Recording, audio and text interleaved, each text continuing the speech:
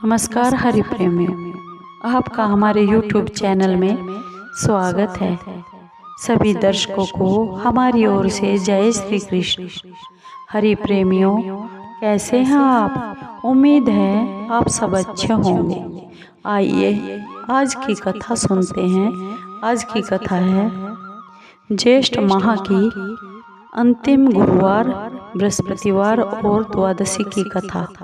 हरि प्रेमियों, उससे पहले अगर आप हमारे चैनल पर नए हैं तो प्लीज़ चैनल को सब्सक्राइब ज़रूर कर लीजिए और बेल आइकॉन को ज़रूर दबा लीजिए ताकि आप तक हमारे सारे नोटिफिकेशन पहुंच सके। हरि प्रेमियों, आपका एक सब्सक्राइब भी हमारे लिए बेहद मायने रखता है। आइए कथा का श्रवण करते हैं। भगवान विष्णु को प्रसन्न करने के लिए हम बृहस्पतिवार का व्रत रखते हैं, जो कि ज्येष्ठ माह की अंतिम बृहस्पतिवार है और साथ में द्वादशी भी। इसलिए हम बृहस्पतिवार की ये कथा सुनते हैं। गुरु बृहस्पति को बुद्धि और शिक्षा का कारक भी माना जाता है।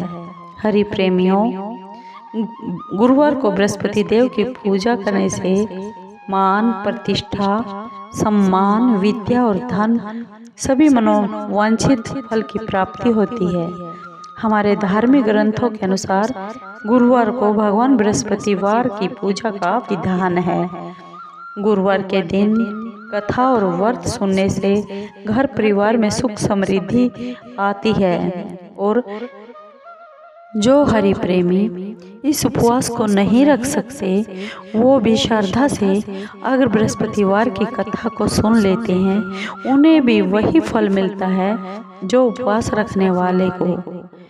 हरि प्रेमियों, इससे हमारी मनोकामना पूर्ण होती है। आइए व्रत कथा सुनते हैं। पौराणिक कथा के अनुसार प्राचीन समय में एक राजा था। वह बड़ा प्रतापी और दानी राजा था। वह हर गुरुवार को व्रत रखता था और दीन दुखियों की मदद करके बहुत पुण्य का भागी होता था। परंतु ये बात उसकी रानी को बिल्कुल भी अच्छी नहीं लगती थी। वह न तो उपवास ही रखती थी और न ही किसी दान पुण्य में भी विश्वास रखती थी। और इतना ही नहीं, वह राजा को भी ऐसा करने से हर रोज मना करती थी। एक बार की बात है, राजा शिकार खेलने के लिए जंगल में गए और घर पर रानी और दासी थी। उसी समय गुरु बृहस्पति देव साधु का रूप धारण करके राजा के राजमहल में गया और दरवाजे पर भिक्षा मांगने लगे। साधु ने जब रानी से भिक्षा मांगी तो रानी बोली, हे साधु महाराज, मैं इस दान और पुण्य के काम धंधे से बिल्कुल तंग आ गई हूँ। आप कोई मुझे ऐसा उपाय बताइए जिससे हमारा सारा धन नष्ट हो जाए और मैं फिर आराम से रह सकूं। इतना सुनकर बृहस्पति देव ने कहा, हे देवी, तुम बहुत ही विचित्र हो। ऐसा तो कोई नहीं होता। संतान और धन से कोई दुखी हुआ है कोई? अगर अधिक धन है तो इसे शुभ कामों में लगाओ, कुंवारी कन्याओं के विवाह करवाओ, बाग बगीचे का निर्माण करवाओ, विद्यालय खुलवाओ, जिससे तुम्हारे दोनों लोग और सुधरे।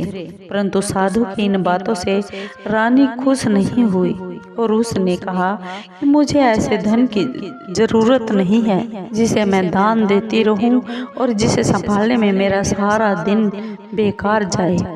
तब साधु महाराज ने कहा, अगर तुम्हारी ऐसी ही इच्छा है तो मैं तुम्हें जतन बताता हूँ। तुम वैसा ही करना। गुरुवार के दिन तुम घर को गोबर से लीपना, अपने बालों को पीली मिट्टी से धो लेना और राजा से कहना कि वह हजामत बना ले। भोजन में मांस और मदिरा का प्रयोग करना और कपड़े धोबी के यहाँ धुलने दे देना। इस प्रकार 7 बृहस्पतिवार तुम अगर ऐसा करती हो तो तुम्हारा सारा धन नष्ट हो जाएगा। इतना कहकर साधु महाराज जी, जो बृहस्पति देव के रूप में थे, वहाँ से अंतर्ध्यान हो गए। साधु महाराज के अनुसार कही हुई बातों को पूरा करते हुए रानी को केवल 3 बृहस्पतिवार ही बीते थे कि उसकी समस्त धन संपत्ति खत्म हो गई। भोजन के लिए राजा का परिवार तरसने लगा। तब एक दिन राजा ने अपनी रानी से कहा, रानी तुम यहीं रहो, मैं दूसरे देश को जाता हूँ, क्योंकि यहाँ पर सभी लोग मुझे जानते हैं, क्योंकि मुझे कुछ न कुछ कार्य करना पड़ेगा, इसलिए मैं कोई भी छोटा कार्य यहाँ नहीं कर सकता। ऐसा कहकर वह राजा दूसरे देश को चला गया। वहाँ पर जंगल से लकड़ी काट कर लाता और शहर में बेच कर आता। इस तरह वह अपना जीवन व्यतीत करने लगा। परंतु राजा के प्रदेश जाते ही रानी और वह दासी बहुत दुखी रहने लगी। एक बार की बात है, जब रानी और दासी को 7 दिन तक भोजन नहीं मिला और भूखे ही पड़ा रहना पड़ा, तो रानी ने अपनी दासी से कहा, हे दासी, पास ही के नगर में मेरी बहन रहती है, वह बहुत ही धनवान है। तू मेरे कहने से मेरी बहन के घर चली जा और वहाँ से कुछ लेकर आ, ताकि थोड़ा बहुत गुजर बसर हमारा हो जाए और भूख मिट सके। दासी रानी की उस बहन के पास चली गई। उस दिन गुरुवार का दिन था। रानी की बहन उस समय बृहस्पतिवार की कथा को सुन रही थी। दासी ने रानी की बहन को अपने रानी का संदेश दे दिया और कहा कि तुम्हारी बहन ने कुछ न कुछ मंगवाया है और भूख से बहुत व्याकुल है। लेकिन रानी की बड़ी बहन ने उस दासी को कोई भी उत्तर नहीं दिया। जब दासी को रानी की बहन से कोई उत्तर नहीं मिला तो वह बहुत ही दुखी हो गई और दुखी हुई उसे क्रोध भी आया। दासी ने वापस आकर रानी को सारी बातें बता दी। ये सुनकर उस रानी ने अपने भाग्य को कोसने लगी। उधर रानी की बहन ने सोचा कि मेरी बहन की दासी आई थी, परंतु मैं उस समय बृहस्पतिवार की कथा सुनने में मगन थी और उसे कुछ भी नहीं बोली। इससे वह बहुत दुखी हो गई होगी। कथा को सुनकर और पूजा पूरी करने के बाद वह अपनी बहन के घर चली आई और अपनी बहन से बोली, बहन, मैं बृहस्पतिवार का व्रत कर रही थी, कथा सुन रही थी, तुम्हारी दासी मेरे घर पर आई थी, परंतु जब तक कथा होती पूरी तब तक न तो उठते हैं और न ही बीच में कुछ बोलते हैं, इसलिए मैं दासी से कुछ नहीं बोली। बताओ तो सही, दासी क्यों आई थी? उसकी बहन बोली, बहन, तुमसे मैं क्या छिपाऊं? तुम तो मेरी बहन हो और भाई और बहन से कुछ नहीं छिपाते। हमारे घर में कुछ भी खाने को नहीं है, हम भूख से तड़प रहे हैं। ऐसा कहते कहते उस रानी की आंखों में आंसू भर आए। उसने दासी समेत पिछले 7 दिनों से भूखे रहने की बात अपनी बहन को बता दी। रानी की बहन बोली, देखो बहन, भगवान बृहस्पति देव सबकी इच्छा पूर्ण करने वाले हैं। शायद तुम्हारे घर में अनाज रखा हो, देखो तो सही। पहले तो उस रानी को विश्वास नहीं हुआ, पर बहन के बहुत ही अन्वय विनय करने पर उसने अपनी दासी को अपने घर के अंदर भेजा, तो उसे सचमुच अनाज से भरा हुआ एक मटका मिल गया। ये देखकर रानी को बहुत हैरानी हुई। दासी रानी से बोलने लगी, हे रानी, जब हमको भोजन नहीं मिलता तो हम व्रत ही तो किया करते हैं, इसलिए क्यों न हम आज से व्रत और कथा की विधि पूरी पूछ ली जाए और हम भी बृहस्पति देव की व्रत और कथा करें।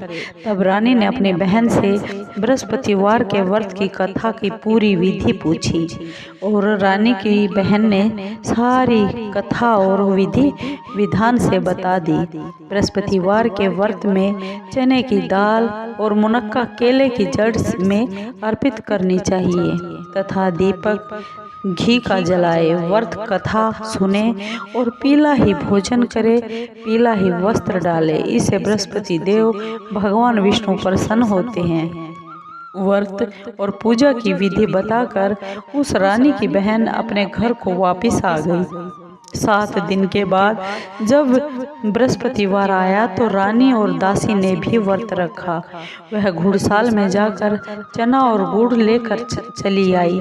फिर उसे केले की जड़ तथा भगवान विष्णु की पूजा अर्चना की। अब पीला भोजन की चिंता को लेकर दासी और रानी दोनों ही बहुत दुखी थी। क्योंकि उन्होंने व्रत रखा हुआ था, इसलिए बृहस्पति देव उनसे बहुत खुश थे। वह एक साधारण आदमी का रूप धारण करके 2 थालों में पीला भोजन लेकर आए और दासी को दे गए। भोजन पाकर दासी बहुत खुश हुई और फिर रानी के साथ मिलकर शाम को भोजन ग्रहण किया। उसके बाद वह सभी गुरुवार को उपवास करती और पूजा करने लगी। बृहस्पति देव की कृपा से उनके पास फिर से धन आ गया, संपत्ति आ गई, फिर से टाट बाट हो गए। परंतु रानी फिर से पहले की तरह आलस करने लगी। अब फिर दासी बोली, रानी तुम पहले भी इसी प्रकार बहुत ही आलस करती थी और तुम्हें धन रखने में बहुत ही दुख होता था, कष्ट होता था। इस कारण सभी तो तुम्हारा नष्ट हो गया। अब जब फिर से बृहस्पति देव ने आप पर कृपा की है, फिर से धन मिला है, तुम्हें फिर से आलस्य होने लगा। रानी को इस प्रकार समझाते हुए दासी कहती है, बड़ी मुसीबतें आने के बाद हमने ये धन पाया है, इसलिए हमें कुछ दान और पुण्य भी कर लेना चाहिए। भूखों को भोजन करवा देना चाहिए और धन को शुभ कार्यों में खर्च कर देना चाहिए। इससे तुम्हारे कुल का यश भी बढ़ेगा और तुम्हें स्वर्ग की प्राप्ति भी होगी, तुम्हारे पितृ भी प्रसन्न होंगे। दासी की यह बात मानकर रानी अपना धन शुभ कार्यों में खर्च करने लगी। इससे पूरे नगर में उनका यश बढ़ने लगा। और बृहस्पतिवार व्रत कथा के बाद श्रद्धा के साथ श्री आरती की जानी चाहिए। इसके बाद प्रसाद बांटकर उसे स्वयं भी ग्रहण करना चाहिए। हरि प्रेमियों, भगवान बृहस्पति देव की ये कथा आपको कैसी लगी? अगर आपको ये कथा, ये कहानी अच्छी लगी हो तो प्लीज़ चैनल को सब्सक्राइब कीजिए, लाइक कीजिए, शेयर कीजिए और कमेंट ज़रूर कीजिए। और भगवान बृहस्पति देव सब पर अपनी कृपा बनाए रखे।